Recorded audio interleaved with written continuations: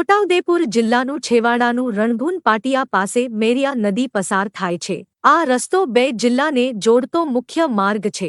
ત્યાં નદી ઉપર નવો પુલ બનાવવાની કામગીરી ચાલતી હોવાથી કોન્ટ્રાક્ટર દ્વારા ડાયવર્ઝન બનાવવામાં આવ્યું હતું।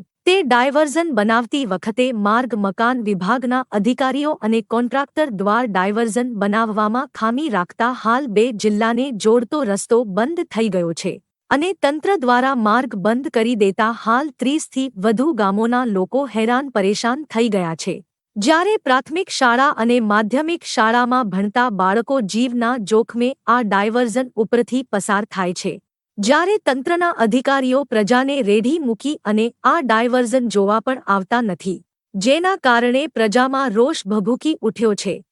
રણભૂન પાટિયાથી આગળ સિયોદ લગન ચાલે છે રસ્તો અને આ ડાયવર્ઝનની અંદર આ પુલ બને છે એ સક્સેસફુલ જ છે, પણ આ નદી કિનારો છે।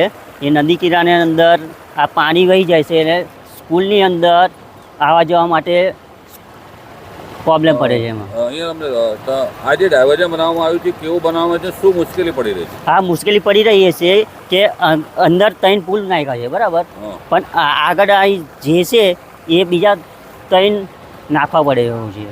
તો અત્યારે બાળકોને સ્કૂલે જવું હોય તો શું તકલીફ પડે છે?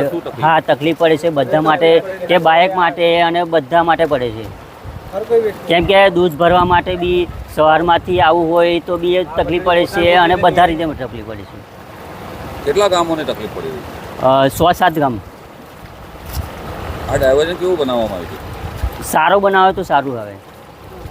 શું નામ? અશોક રાઠવા સર।